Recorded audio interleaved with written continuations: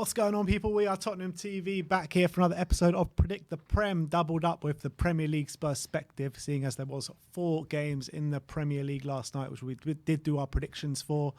This is where me and my brother go head-to-head in predicting Premier League outcomes, and the way the scoring works is 5 points for a correct scoreline, 3 points for a correct result and both teams to score, 1 point for a correct result, and the star man as well, which is 2 points for a goal, 1 point for an assist. And currently the scores on the doors are 319 to Simeon, 304 to myself.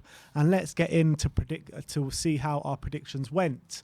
So in the Chelsea game, I went 2-0, you went 3-0. It did end up 3-1 to Chelsea. Timo Pukki getting that penalty to detract away from your 5 points. But to be honest, I didn't see much of the football last night. But from what I'm hearing, it was just a routine win for Chelsea. Yeah, I didn't. I was at the cinema, so I didn't get to see much of any of the football. But I was watching the highlights. Mason Mount scored a lovely goal, set up by Kai Havertz, and then obviously Havertz went on to score himself later on. And Mason Mount has 13 goals and assists this season. 10 of them against Watford and Norwich. Really? That's nuts. That's an interesting stat for you. And apparently that's his first goal in 17 games. Really? Wow. For Mason Mount. And when you look back 17 games ago, he was getting on the score sheet quite regularly, and then it all just kind of dried up for him. But look, I think all in all, I think he's having a brilliant season, to be fair. Yeah, brilliant. Yeah, I think so. I think he's having a better season this year than he was last season anyway. Interesting. I think last season he was better. You think so? Interesting. Well, let's see what the guys out there think. Has Mason Mount had a better season this year or last year? Let me know in the comment section below. But anyway, that's 1 point each for us on this one. Next up is Southampton Newcastle, which finished 2-1 to Newcastle. And the train keeps rolling on for Newcastle, and Southampton hitting a bit of a dodgy patch now with 2 losses on the bounce. You went 2-1 to Southampton. I went 1-1. So both of us wrong here. But Newcastle getting another win. Yeah, and a brilliant goal from Bruno Guimaraes to win the game. Back heel volley from a corner. Unbelievable finish from him.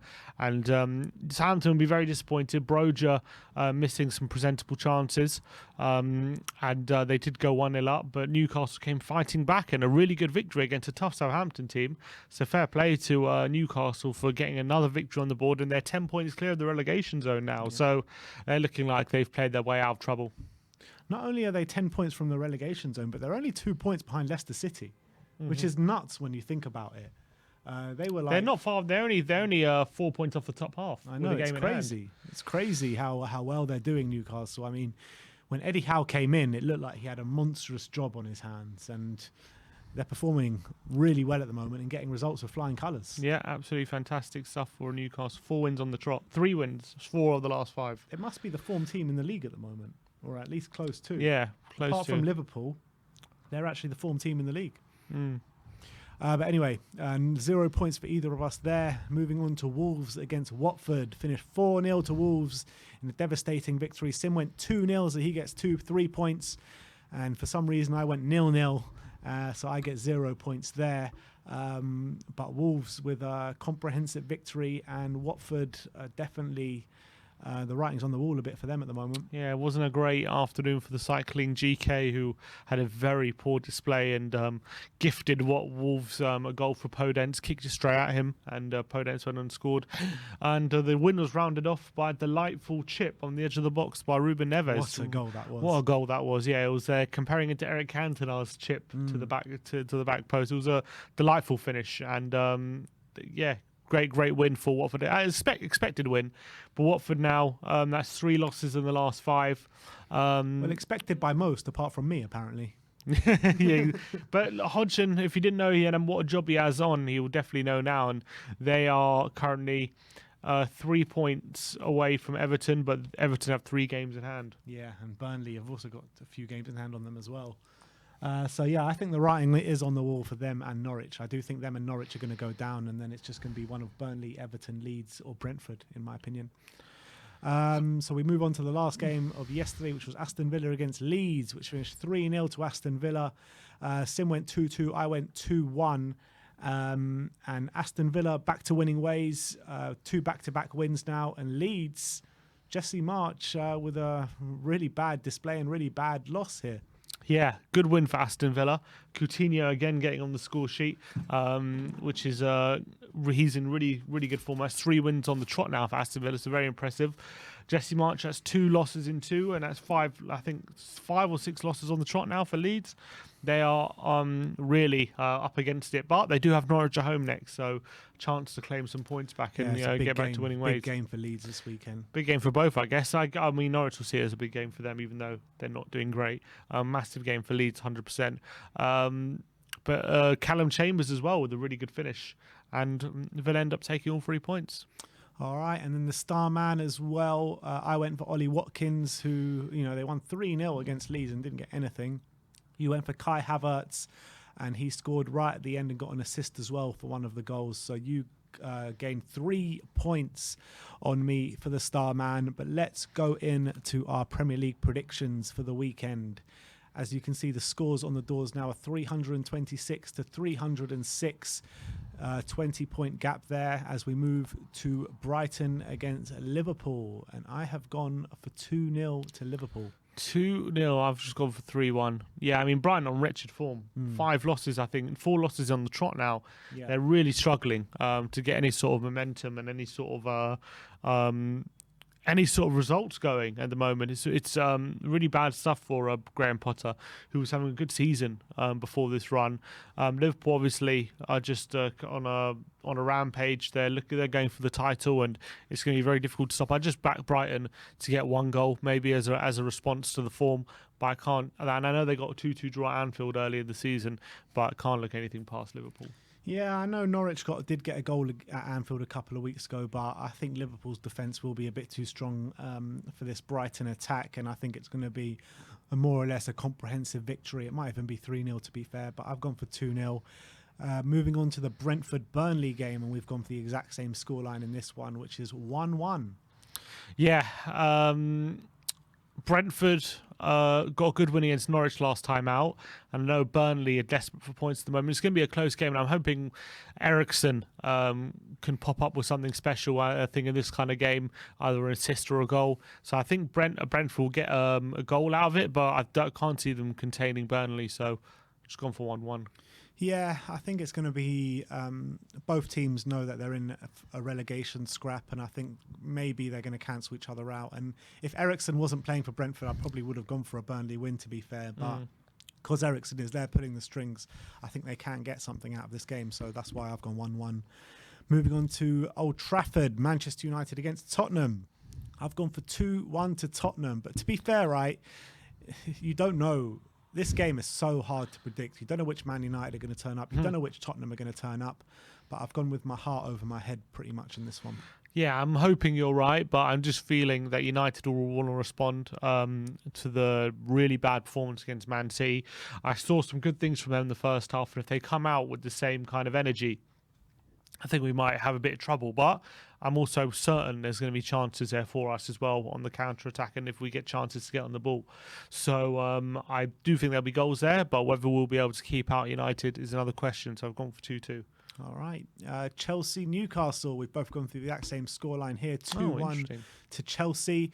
My reasoning behind it is I think Chelsea obviously have the superior team here, but Newcastle on amazing form. But how long can that form last for? And going to Stamford Bridge, I feel like it will be a close game, and Newcastle will give us, but just not as good as they get. And I think that it will just be 2-1 to Chelsea. Yeah, I think they're still on high confidence, aren't they, Newcastle? And you got to feel that they might feel confident of getting a result in this game, even though they're going to Chelsea. The run they're on, they'll probably go into it full of confidence. So I do back them to score.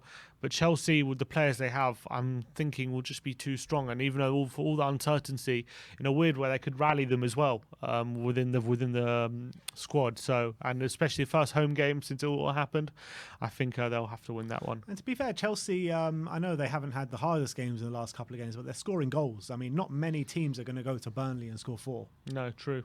So they are playing well at the moment, Chelsea. So they're on good form of their own. But anyway, Everton against Wolves. I've gone for 2-0 to Wolves. I learned from my mistake yesterday in the 4-0 victory against Watford, albeit Everton will be a slightly tougher test, but Everton are really not performing well at the moment, albeit they could respond after a very toothless display against Tottenham. But Wolves better away than they are at home, so I think their defence will be a bit too mean for this toothless Everton attack, and they will come away with a 2-0 victory. I've gone, for the draw. I think Everton will respond at Goodison Park to that 5-0 drubbing of to the hands of Spurs on Monday night, and I can't see them putting as bad a performance. And also think that Wolves. They're much better at home, Everton. I know they got a good result against Brentford and Leeds, and also they nearly got a result against City as well at home. So I think with the crowd behind them, they should be able to eke out a result. But Wolves are also playing also quite a strong team, so they're not going to go down without a fight. So I've gone 1-1. All right, let's move on to Leeds Norwich. Both gone to the same scoreline here, 2-1 to Leeds. Yeah, can't see anything but a Leeds victory, despite the fact that Norwich shown they're capable of getting results here and there, but I think with Leeds so desperate for a win, especially their first win under Jesse March, I can't see anything but them getting a victory. But I think it'll be a tight game, yeah. Yeah, it will be. But yeah, I think this will be Jesse March's first victory as Leeds manager, in my opinion. Norwich not impressive at all of late, even though they did go on a bit of a run of form, but it seems to have gone crashing down again. Leeds aren't on the best run of form themselves, but the new manager's got to get a win from somewhere, and I think it will come this weekend. Moving on to Southampton Watford. Again, we've gone for the exact same scoreline in 3-1 to Southampton. I'm backing Southampton to get back to winning ways against a Watford side that are not really playing well at the moment. Yes, I know Southampton have lost back-to-back games, but I think they'll get back to winning ways. But I think if Watford do perform like they did against like the likes of Arsenal and Man United, there could be a chance in here for them. But I've gone for 3-1 to Southampton. Yeah, I think Southampton have been rocked a bit maybe from their 2 defeats after such a good run they were on. But Watford, will they be able to cope with the way Southampton play? It's going to be very difficult for them. So I can't see anything but Southampton coming away with the victory. All right, West Ham against Burnley in the battle of against Villa, the battle of the Claret and Blues, and we've gone for the exact same scoreline in 1-1. Villa hitting form recently. West Ham after a tiring trip to Sevilla. I can't really see West Ham winning this one. I could potentially see Villa winning this one 2-1, to be honest, but I've just gone to be on the bit of the safe side for 1-1. Yeah, I can't see West Ham keeping up the form they've had and keeping pace with the top 4. I think this is where they're really going to falter, especially if they even go through next Thursday against Sevilla. They're going to have even more games. And I hope they do go through in that case. Yeah, in a way. I think that the train might be running out of steam a bit for West Ham, as much as they're still plucking away and getting results, but they always, every time they get results, always by a win by 1 goal. They never score. They very rarely score 2 or 3 goals in a game, and it's becoming unsustainable for them to, if you're really going to keep pace with the top guys in the top 4. So I think Villa are going to come to the Olympic Stadium with confidence. 3 wins on the bounce, and I think they're going to get a result. All right. And Arsenal against Leicester in another big game of the weekend. I've gone for 2-1 to Arsenal, unfortunately. I've gone for 2-2. Gone for that. I don't think I've ever predicted an Arsenal win. Maybe I will one win at home to Norwich or something. But yeah, I'm hoping. I know Vardy's out, but Leicester also starting to pick up some form of late. 2 wins on the bounce. So I'm hoping they go away to Arsenal and show what they're about. I know Barnes and Maddison are capable of producing something, even though Arsenal are pretty tight defensively. They did show some frailty away at Watford. So I'm just hoping they can go there and nick a draw, which would be massively hopeful in the top 4 race. But Arsenal are playing very well at the moment, and they're going to be difficult to stop. But hopefully Leicester provide stern competition. Yeah, I just feel, again, Leicester played in Europe this week, albeit it was at home, so it won't be as taxing as it was on West Ham. I just think the way Arsenal are playing at the moment, I can't really see Leicester beating them, albeit Leicester are getting the results at the moment, but they're not playing the best, but they're playing okay. I just can't see Leicester beating them. I mean, 2-2 could happen, but I just think Arsenal would just about nick it this weekend, unfortunately. As we move over to the last game of the weekend, which was Monday Night Football, Palace against Man City, and I've gone for 2-0 to Manchester City. I've gone for 2-1, and I think actually Palace, the way they play is quite suited to playing against a team like City with the pace on the counter attack they're going to have with, especially from the home crowd. I'm pretty sure they tend to have got a few results against City. They beat City early in the season as well. It's funny, they just at the Etihad though, not at Selhurst Park. Yeah, they won away early in the season.